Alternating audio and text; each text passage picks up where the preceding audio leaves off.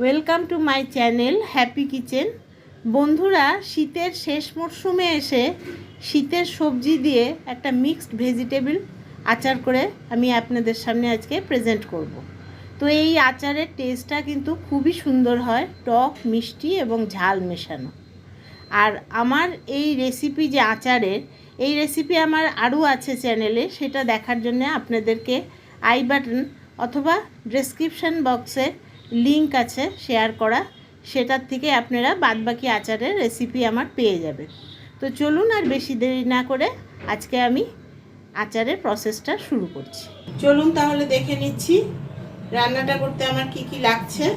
এখানে আমি নিয়েছি বিন, নিয়েছি ফুলকপি, মটরশুঁটি এবং গাজর। আর এখানে আমার মশলার জন্য লাগছে, এখানে সব আমি 3 চামচ করে নিয়েছি। যেমন ধনে নিয়েছি 3 চামচ, 4 চামচের সর্ষে, কালো সর্ষে, আর লাগছে এখানে মৌরি, আর আমি এখানে মেথি নিয়েছি, সেটা খুবই কম নিয়েছি, আমি হাফ চামচের থেকেও কম আছে এখানে মৌরি। আর লাগছে আমার এখানটা হিং, ভিনিগার এবং তেঁতুল। নুন চিনিটা আমি এখানে দেখালাম না, সেটা তো অবশ্যই লাগবে। প্রথমেই আমি যেটা করব, এখানে আমি গ্যাসটাকে ধরিয়ে নিলাম এবং এতে আমি বসিয়ে দিচ্ছি একটা বাটি জল দিয়ে। আমি জলটাকে প্রথমে ফুটিয়ে নেব। এখানে আমি দিয়ে দিচ্ছি অল্প নুন। গ্যাসের একদিকে জলটা ফুটতে থাকুক, আর এদিকে আমি বসিয়ে নিচ্ছি আর একটা ওভেনে কড়াই গরম হয়ে গেছে। এদিকে আমি মশলাগুলো ভেজে নেব।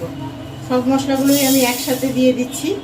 মশলাটা কিন্তু কম ফ্লেমে, মানে লো ফ্লেমে কিন্তু মশলাটাকে ভাজতে হবে, না হলে পুড়ে উঠবে।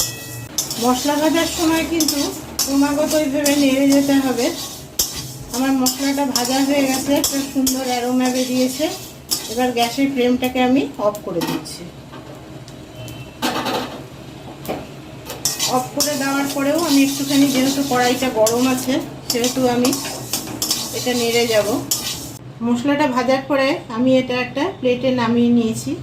এবার ওই একই কড়াইয়ে আমি লঙ্কা 3টে শুকনো লঙ্কা ভেজে নেব। লঙ্কা ভাজা হয়ে গেছে, সেটাও আমি উঠিয়ে নিয়েছি। এবার এই জলটা যে ফুটছে, এর মধ্যে আমি সবজিগুলো এক এক করে দিয়ে দেবো। সবজিগুলো দিয়ে কিন্তু আমি বেশিক্ষণ ফুটাবো না, একটা ফুট উঠলেই কিন্তু আমি বন্ধ করে দেব, জাস্ট ভাপিয়ে নেওয়া। সবজি দেওয়া হয়ে গেছে এখানটা। সবজিটা ভাপানো হতে হতে এদিকে যে আমি তেঁতুল নিয়েছিলাম, সেটা আমি একটু ভিনিগার দিয়ে ভিজিয়ে রাখবো। এখানে আমি হাফ কাপও ভিনিগার দিলাম না, হাফ কাপের কমে দিলাম, এই তেঁতুলের কাঠটাকে বের করার জন্য। জল ফুটে গিয়েছে, এবার আমি গ্যাসের ফ্লেমটাকে অফ করে দিচ্ছি। এরকম একটা ছাঁকনির মধ্যে আমি জলটাকে ছেঁকে নেব। আমি এখানে জলটা ছেঁকে ফেলে দিয়েছি, কিছু সময়ের জন্য রেখে দেবো, আর বাড়তি যে জলটা থাকবে সেটাও পড়ে যাবে। গ্যাস ওভেনে আমি আবার কড়াই বসিয়ে দিয়েছি। এবার এতে দিচ্ছি সরষের তেল। সরষের তেলটা আমি মোটামুটি আন্দাজ করে দিচ্ছি এখানটা। এখানে কিছু সময়ের জন্য তেলটা আমি গরম হতে দেব। এখানে ধরুন আমি এই বাটির 1.5 বাটি মতন তেলটা দিয়েছি, আমি মেপে দিইনি, একটা আন্দাজ করছি আমি। তেল গরম হয়ে গিয়েছে, এবার এতে দিয়ে দিচ্ছি আমি 5 ফোড়ন। 4 চামচে 1 চামচ মতন এখানে আমি ফোড়নে দিলাম 5 ফোড়ন। এর মধ্যে দিয়ে দিচ্ছি আমি হিং।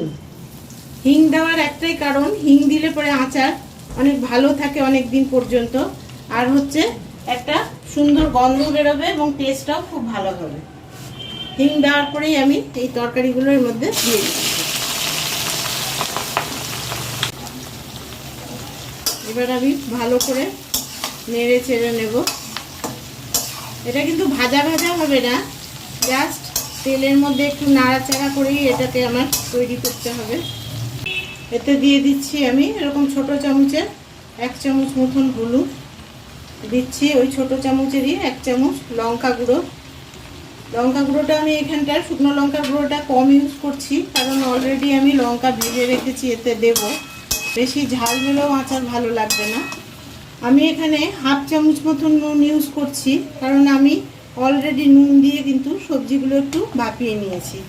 পরে আমি টেস্ট করে দেখে যদি লাগে মেশাবো, না লাগলে তো কথাই নেই। গ্যাসের ফ্লেমটা কিন্তু একদম কম করে রেখেছি, কারণ এটা কিন্তু ভাজা হবে না। এবার এতে অ্যাড করে দিচ্ছি আমি যে তেঁতুলটা ভিনিগারে ভিজিয়ে রেখেছিলাম তার কাপটা দিয়ে এটাকে আমি ভালো করে নেড়ে ছেড়ে নেব। এবার এতে অ্যাড করছি আমি চিনি। এখানে আমি 2 চামচ মতন, এই 4 চামচের আন্দাজে চিনি অ্যাড করলাম। এখানে আমি তেঁতুলের কাপটা মেশানোর পরে চিনি অ্যাড করেছি। তারপরে আমি 5 মিনিট মতন এটা আমি লো ফ্লেমে কুক করে নিয়েছি। আমি কিন্তু কোনো ঢাকা দিইনি।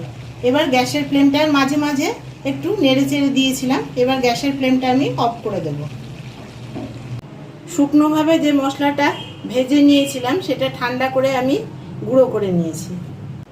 এবার এতে আমি এই মশলাটা অ্যাড করছি।